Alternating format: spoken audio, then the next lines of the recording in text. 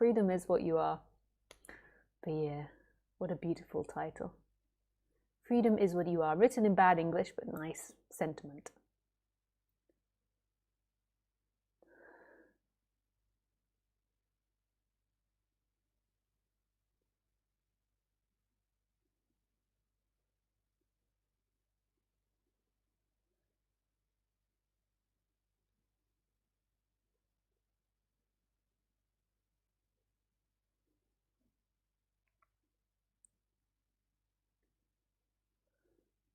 So it's the same old story of what I'm going to say.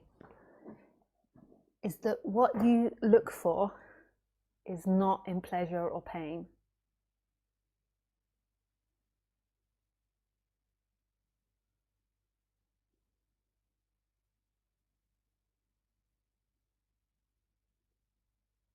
You might have heard that 1,000 times, so it might have begun to have less meaning to you. But it's so important. What you look for is not in pleasure or pain.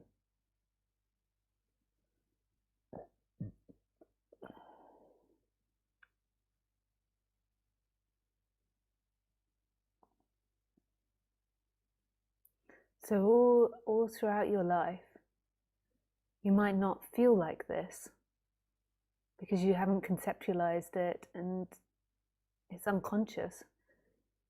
Is you always feel like you're looking for something. There's this energy in the body, which a lot of teachers call seeking for something. All the time. And what you're seeking for is pleasure, but that's not the story you'll be telling yourself. You'll have some complicated story which makes it feel valid. So what you're seeking for is pleasure. And pleasure can be a variety of different things. Ironically, pleasure could be telling yourself a negative story about yourself. Maybe you grew up with negative stories being told to you, and so therefore you identify with that, and creating that sense of self feels safe to you, so therefore it feels pleasurable. So being a victim or being hard done by, ironically, becomes pleasurable to you because it's safe. It will also become painful to you because your body will begin to enact whatever you're telling yourself you are. So if you feel low self-esteem or not good enough, your body will begin to hold that. So your body, through time, will begin to manifest lots of pain, even though the identity, the pleasure, is pleasurable. The story, identifying with that story, is pleasurable.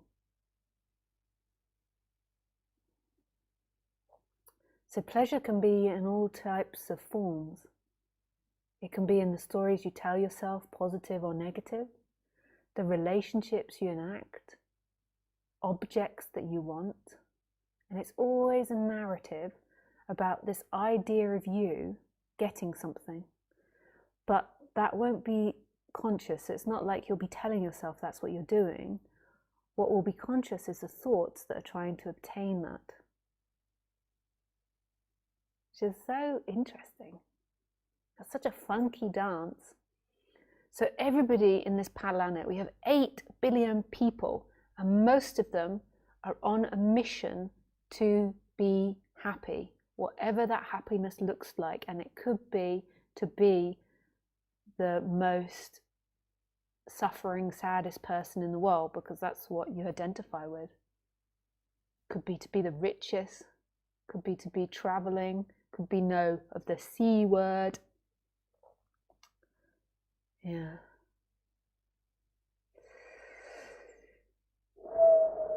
And this is really profound, and I'm not saying that as like I am speaking it, therefore it's profound. It's something that I've been taught and went through a process of.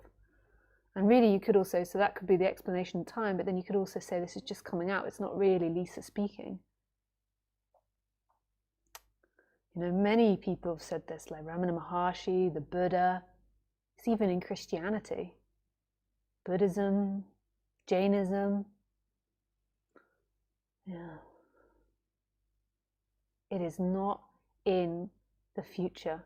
What you're actually looking for isn't in the future. These are practical needs and wants which have become, well, no, they're not practical needs and wants often.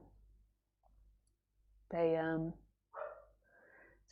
I'm just going to ignore Khaleesi barking at me, because what she wants is, she's just had a dinner and we went on a very long bike ride today and she wants more food.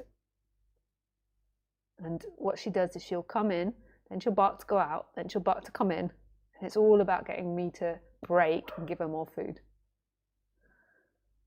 She's just had her food.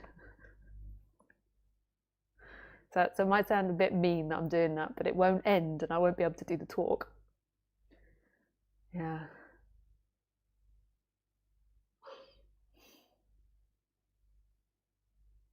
I'm going to break and give her more food. This is why she barks. I don't know if I can maintain it. Yeah. Anyway. So your freedom doesn't come from something you obtain. And most of the stories in your mind are about you obtaining something. You obtaining something.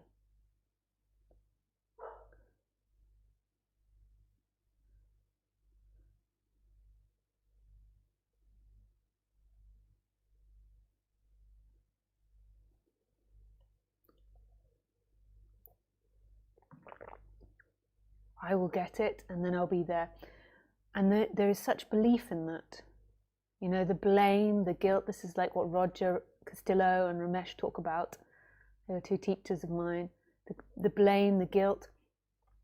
I don't feel like all these emotions have to go 100%. Maybe because I still have them. But I know that they've drastically reduced. Maybe they have like a different quality in me now, like they're not like got the same energy in them or something. But it's basically that the blame, the guilt, the shame, the pride, the expectation, they are really strong when you're really identified, because that's part of seeking. It is life's fault that I'm unhappy. If I have $1 million, I will be happy. That's the expectation. If I wasn't a bad person, I will be happy. That's all seeking. If I had done this, I will be happy. If I'm better than other people, I will be happy. I am better than other people, therefore I am happy.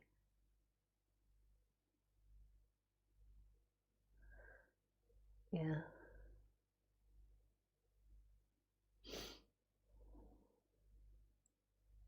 And that is all based on the idea that happiness is timeline. There is a you that exists in the body, and there needs to be happiness in time. And the reason I feel they stay to an extent is because we need to negotiate with each other. So there needs to be taking responsibility, which maybe is not guilt. Maybe they do go those kind of like, but there needs to be allocation of blame. Like, it is inappropriate that you behave like that, but it's a different quality. It's not this obsessive rumination over what the partner's done to you, what life's done to you, what the other's done to you, what you've done. Or it's not this constant identification with the blame, the guilt, the regret, the shame. Like, there is somebody in here and there is somebody out there that's guilty. Who is guilty? And then it comes to the idea that you believe that you are moving the hand, or that you're looking at me now and I'm moving my hands, that I am moving my hands. And this isn't true. This is an idea which we place onto people and onto events, and then we believe that that is truth, that there is actually somebody in here. Whereas actually, I am the same as the wind, as the sun, as the air, as the ants, as the birds. I am the same as every other thing on this planet. I am a happening. You are a happening. And there isn't actually something in there with free will. There isn't actually someone in there that is acting separately from life. We have the appearance of that in our thinking process because it helps us with survival, but it's not truth. And this is the suffering of humanity. The belief that thoughts and the narratives that we tell ourselves are truth. They're not truth. So say, let's take an example. So say you blame yourself for making a wrong decision 10 years ago. Like, all of that is based on illusion that there was somebody inside the body, that there was a 10 years ago, that there could have been another direction that you went in, that it would be better your life now, and that you have independence to do that. It couldn't have been any other way. It couldn't have been any other way. It could not have been any other way.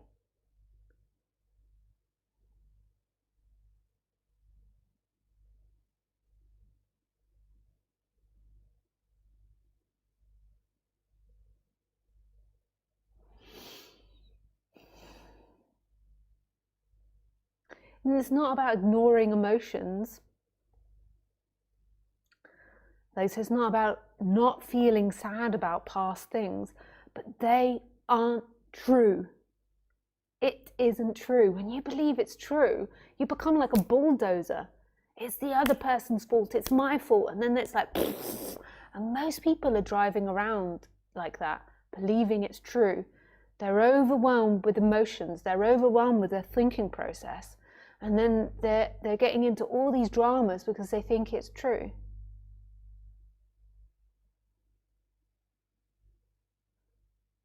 There's a belief in them. The first thought is them, that there is a somebody inside the body, that there is somebody inside here navigating this ship. And it feels so real because the narration and consciousness feel so close. So there is this looking, right? There is consciousness now. You can't deny that. There is consciousness. This is happening, you could say, if you don't like the word consciousness. This is happening. There is perception happening. This is happening. And you really, like, when there's real intimacy with it, you also see it's not happening. It's happening and it's not happening. But let's say, like, let's just go with it. It's happening. There is perception happening. There is consciousness happening. And what happens is that consciousness feels interlocked with the stories you're telling yourself. So I am conscious. That feels so real.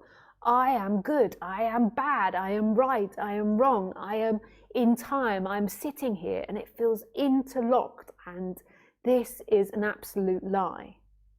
There is this perception, which is all places and no places.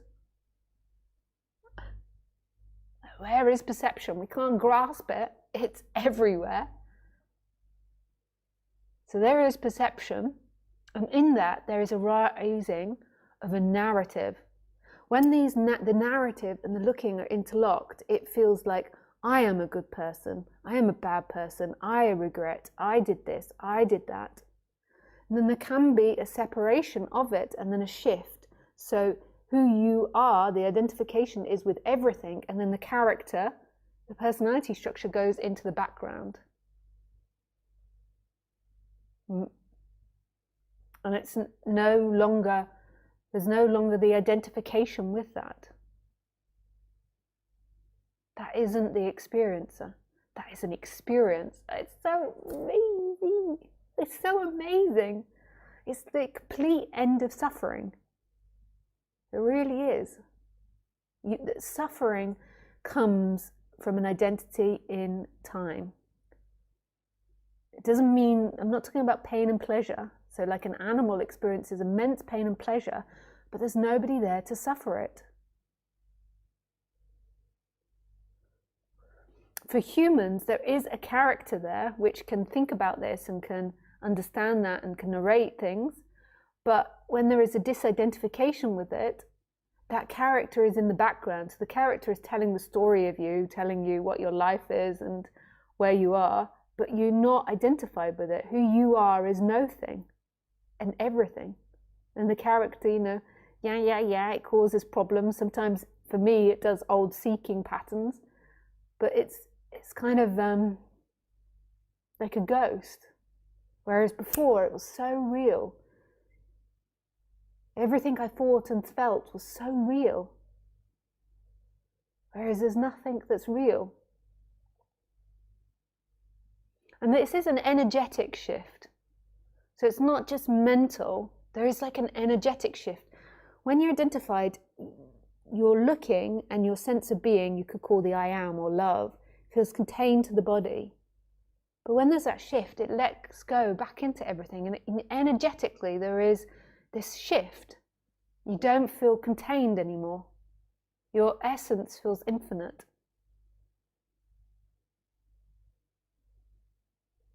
Could call it love. There is this like immediacy of everything, this intimacy of everything. This is a part of you that's so present. It's not even you, it's like, it's beyond the character, you know, we just say you because it's so hard with the English language to split it all up. And then there's the character that does its thing. It's the one that has relationships and has responsibility. Oh, she's settled. I do have an issue where I can't not break very easily. She's not a fat dog. I don't just endlessly feed her. Normally she's content with what I give her. It's because of the exercise.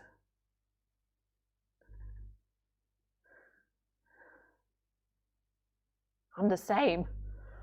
I'm hungry actually as well from that exercise.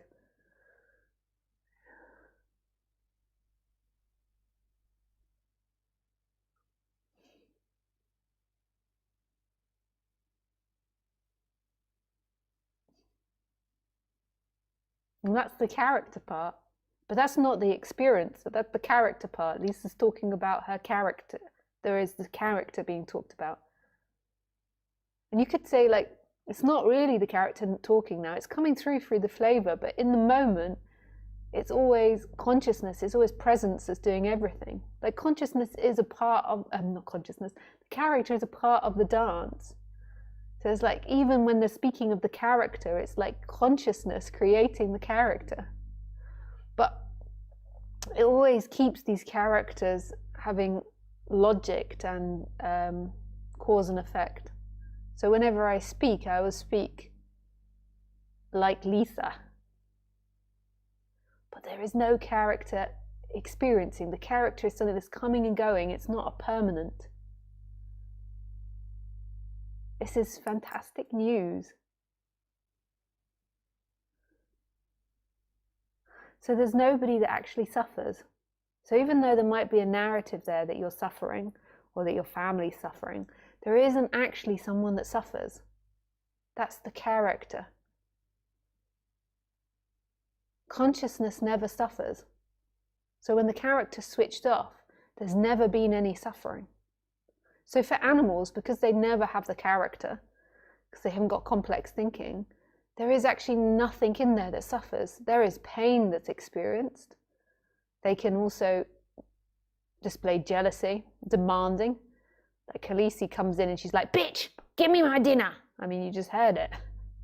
Bitch, feed me.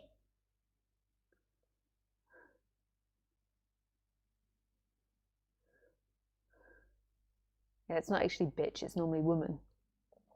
But at the moment, I can feel her thinking bitch. I hope you all know I'm joking. I'm not really thinking all these things.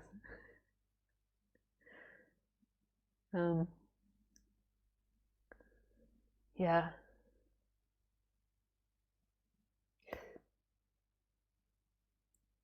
So even though I'm narrating Khaleesi, like, there is nothing in there that suffers.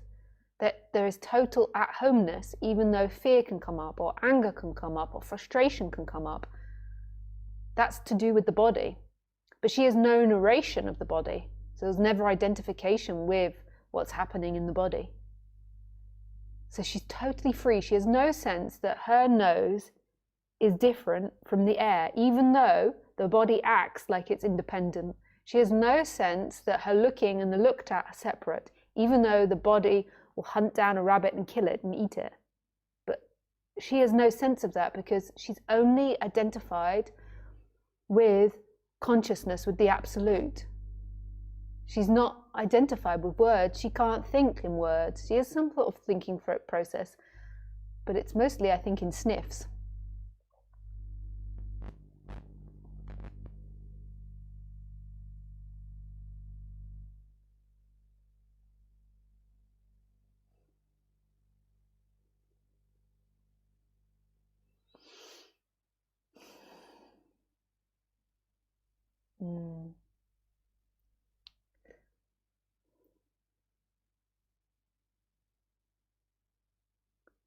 So who is looking at me now? Who is suffering? Who are you? What are you? Have you ever existed in time? So have you ever existed at anything that's not here? No. Have you ever experienced the past? No. Have you ever experienced the future? No. You've only ever had this moment. And this is what you are. And consciousness isn't separate from anything in this moment. There cannot be this moment without consciousness. It's the fundamental. But consciousness goes so deep because consciousness is also not a thing and all things. You could also call it a bridge between nothing and everything. You can never grasp consciousness. You can never see consciousness. You can never recognize consciousness. But yet it can be known because it's what you are, but not intellectually.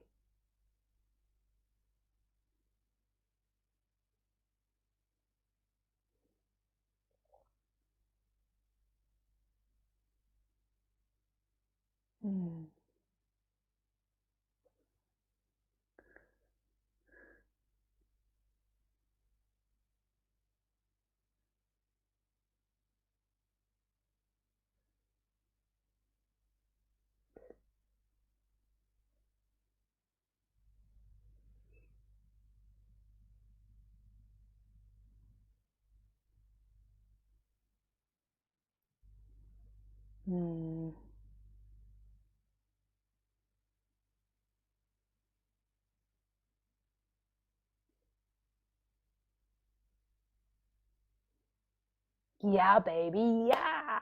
This is it. This is what you look for. This is what you look for. This is what you are. You're never not this. It's so simple. The mind is like, must be more complicated. Must be more complicated.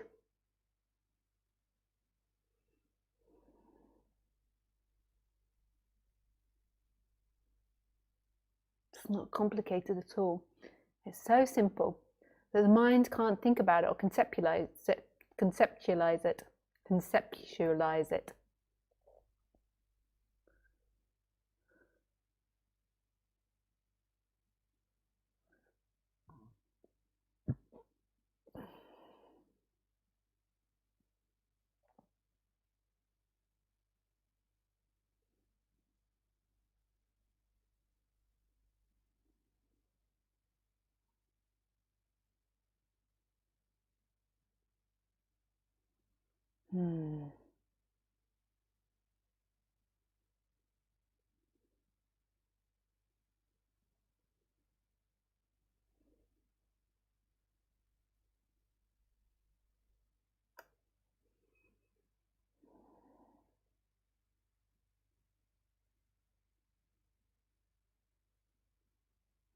And the seeking energy that comes with identification, because as soon as identification happens, there's always a sense of disrest. There is a you that needs to be satisfied, and that you is greedy. It's like so,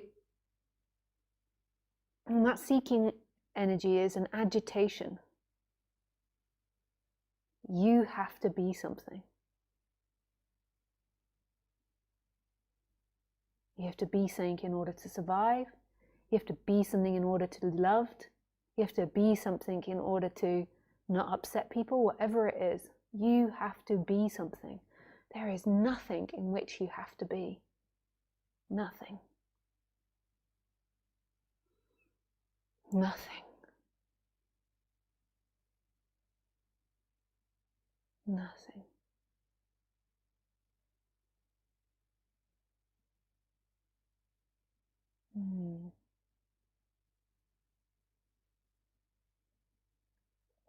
Okay, we go to questions. So if you want to call me, remember call me has preference. So just put call me in the chat with nothing else after. And if you're new to the broadcast, the way you ask questions is through Skype, and my Skype address is Lisa Cairns 12. You can find it in the box below. Yeah.